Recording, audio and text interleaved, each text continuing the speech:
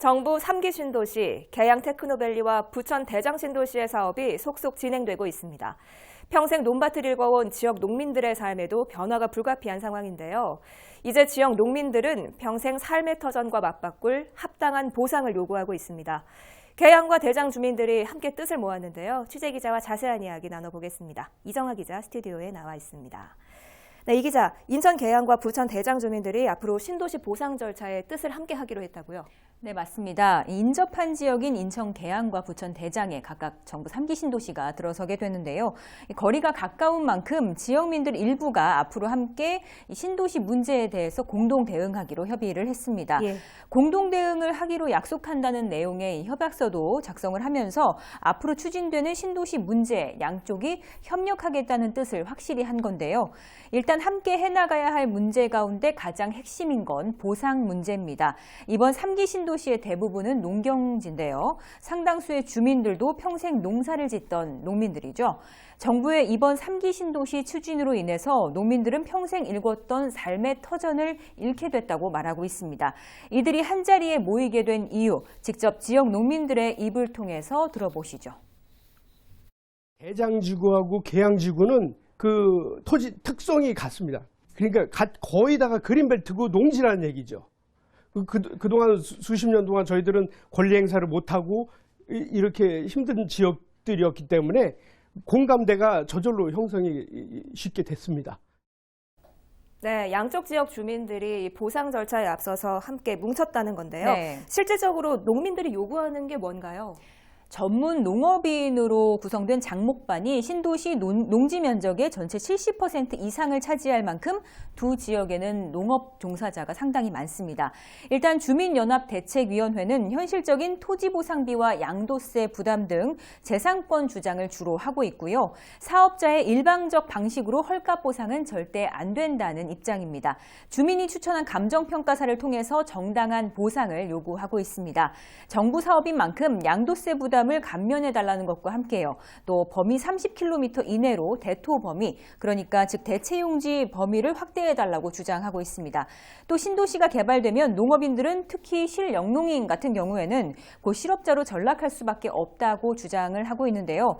농사를 짓는 토지주도 있지만 대부분의 토지주는 외지인이고 또 이곳에서 실제로 임차로 실영농인들이 농사를 짓고 있는 상황이기 때문입니다.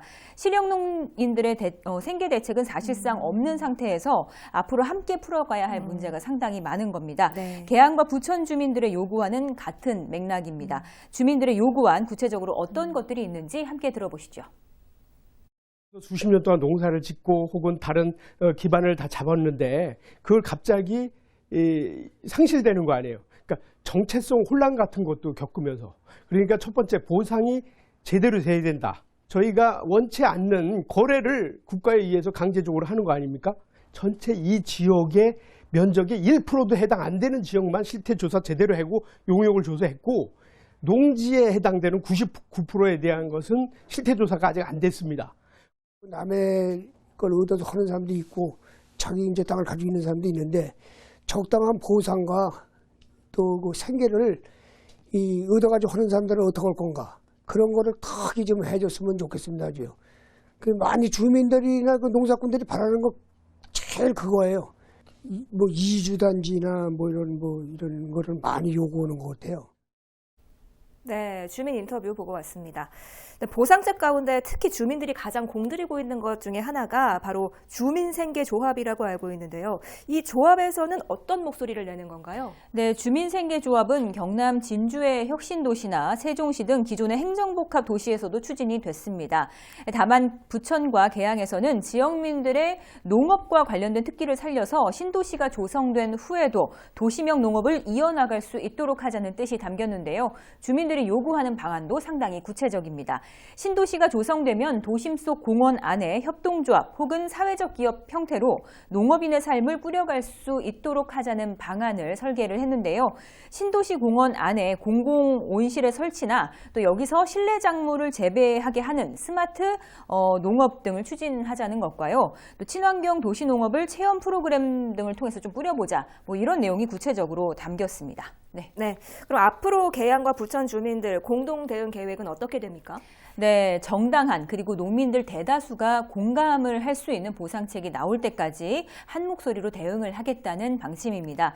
일단 다음 달에는 농민들이 트랙터 등 이제 농기계까지 동원한 대규모 투쟁도 준비를 하고 있다고 해요. 앞으로 신도시 추진에 대해 어떤 공동 대응으로 해나갈지는 앞으로 좀 더 지켜봐야 할 것 같습니다. 네, 알겠습니다. 3기 신도시 보상이 앞으로 본격적으로 시행이 될 텐데요. 이에 대한 농민들의 움직임 계속해서 보도해드리도록 하겠습니다. 오늘은 여기까지 듣겠습니다. 이정아 기자 수고했습니다.